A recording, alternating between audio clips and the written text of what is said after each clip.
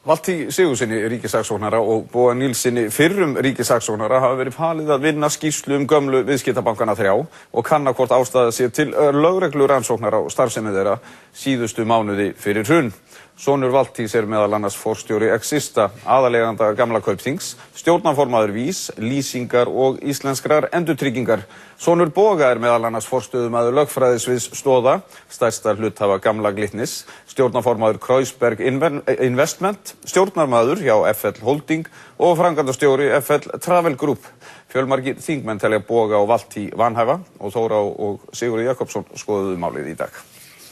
Eins og fram hefur komið stýrir Valtýr Sigurðsson, ríkissaksóknari, vinnu við gerð sérstakrar skýrslu stöðu og starfsemi íslensku bankana og aðdraganda bankahrunsins. Valtýr Sigurðsson hefur falið Boga Nílssyni, fyrrverandi ríkissaksóknara, að sjá vinnuna en í henni felst að afla staðreinda starfsemi gamla Glitnis, gamla Landsbankans og Kaupþings, útibúa þeirra, fyrirtækja í þeirra eigu, tilfærslu eigna, einkum á síðustu mánuðum starfseminnar.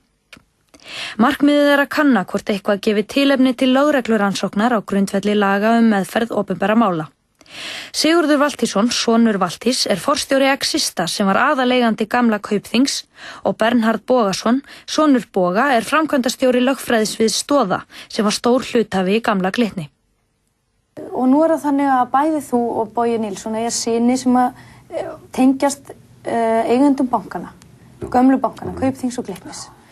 Þetta ekki óheppileg byrjun á rannsókn sem garga þér eftir? Já, rannsókn, ef við verðum að rannsaka ákveðna hluti, þá hægt að fara í það svo sem að við værum vanhæfir og auðvitað gat ég svo sem beðið eftir að kæmi upp einhver einstök mál og þá bara vikið sæti eftir atvikum. Ég áttaði mig ekki á því að trúverðugleiki í dregin í efa þessu leyti. Hins vegar var okkur þegar ljóst að það reið á að það væri trúverðugleiki á bakvið það sem við værum að gera og þess vegna sagði ég sagði það strax í allsherjarnefnd Alþingis að við yrðum að kortleggja viðfangsefnið og leita erlendra aðstoðar þannig að það væri einhver trúverðugleiki á bakvið það sem að það kæmi þarna fram. En finnst þið trúverðugt að bæði þú og Bogi séu það rannsaka störf svona ykkar með einhver mæti? Við erum náttúrulega ekki að rannsaka störf svona okkar, Með óbeinum hætti, jú. Já, ég býst við að það sé allir einhvern veginn tengdir einhvers staðar, annarkvort hafi átt sjóði inn í þessum bönkum og tapa fé eða þekkja menn inn í fyrirtækjum, auðvitað þetta. En það ekki svolítið annað, Valtýr, en að eiga son sem forstjóri Exista, aðaleiganda Kaupþings? Það ekki bara eins og eiga pening? Ég sammála því, að Kaupþing bara einn af 3 bönkunum sem átti að skoða og ég held að ég náttúrulega get ekkert verið að víkja sæti í máli sem ekkert á þessu stigi til. Ég myndi bara hætta þessari könnun, hætta þessari forathugun. En markmið ykkar vinnu að kanna hvort að eitthvað bendi til þess að það þurfa að rannsaka.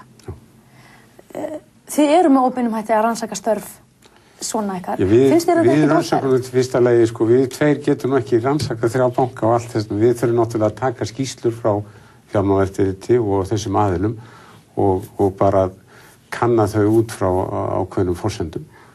Og við, eins og ég sagði, við lögðum strax upp með það að þetta þyrfti að fá utanaðkomandi aðila, ekki hérna innanlegs að vera að koma utan að. En finnst þér bara þetta verksvið sem þið Bogi hafið, finnst þér það ekkert skarast á við og ekkert óþægilegt vegna fjölskyldu tengsla ykkar? Þetta náttúrulega komið upp bara svona þessa dagana og mér enginn akkur í að standa í þessari vinnu. Bara meta það, hvort að við klárum þetta og menn skoði það þá þegar að þessi vinnuskýrsla okkar liggur fyrir. En finnst þér óþægilegt með einhverjum hætti? Ég finnst náttúrulega óþægilegt að þurfa að standa í þessu. Og ég vissi það að trúverðugleiki yrði alltaf stórt atriði þessari vinnu, en ekki kannski á þennan. En þegar þú færð Boga til þess að fara í þessa vinnu, gast ekki fundið eitthvað sem ekki átti son sem var prókúruhafi í aðal eiganda fyrirtæki Glitnis? Ég taldi mig bara mjög heppinn að hafa fengið þann að mæta mann sem að allir þekkja og treysta og vita að hefur unnið mjög heiðarlega og mikilli samfæringu En ertu ekki að setja hann í óþægilega stöðu með því að fela honum eitthvað sem að hann tengist? Já, það náttúrulega, ég býst við að það sé alveg sama hvert ég hefði leitað. En á þessu stigi, auðvitað skoðuðu við þetta á þessu augnablikki, hann vissi náttúrulega um stöðu sína, en við mátum það svo að þetta atriði, að þessa vinnu sem á að ljúka þetta áramótin, að hann geti unnið. Björn Bjarnason sagði í símtali við Kastljós í dag að hann telji það hlutverk ríkissaksóknara sjálfs að meta hvort hann sé hæfur í verkið. Að kröfu Björns ætlast til að vinnunni ljúki í árslok en hún hefur þegar staðið yfir í rúma viku. Fjölmargir þingmenn benda á að bæði Valtýr og Bogi séu vanhæfir vegna fjölskyldutengsla sinna. Hér eiga í hlut tveir mjög mikilhæfir embættismenn. Ég ætla ekki að fella dóma það, en ég samt þeirrar skoðunar að það væri mjög óheppilegt ef að þeim yrði falið að reka þessi stóru fyrirtæki sem að synir þeirra hafa gengt lykilstörfum í. Það væri mjög óheppilegt. Þess vegna er það mín skoðun þeirra vegna, svona annað vegna, sáttana vegna sem við þurfum að ná að þetta sé allt saman heiðarlegt og rétt og satt sem út slík rannsókn kemur, að þá þarf að skipa þarna nýja menn. Miðað við það sem hefur komið í ljós varðandi það að þeir eru með ákveðnar tengingar og til í það var óheppilegt að þeir haldi þessum störfum áfram og eðlilegt að fela það öðrum. Þetta eru heiðarlegir og mjög hæfir menn og það efast enginn lagakunnáttu þeirra. En þetta verður ekki trúverðugt þar sem sýnir er í lykilhlutverkum gagnvart stærstu fyrirtækjum sem að hljóta að koma til rannsóknar, stærstu eigendur bankana. Ég verð bara að ganga út frá því að Björn Bjarnason hafi ekki vitað þessi hæfisvandamál. Og hann þarf að íhuga það aftur og þessi tveir menn líka hvort að þeir séu hæfir til þess.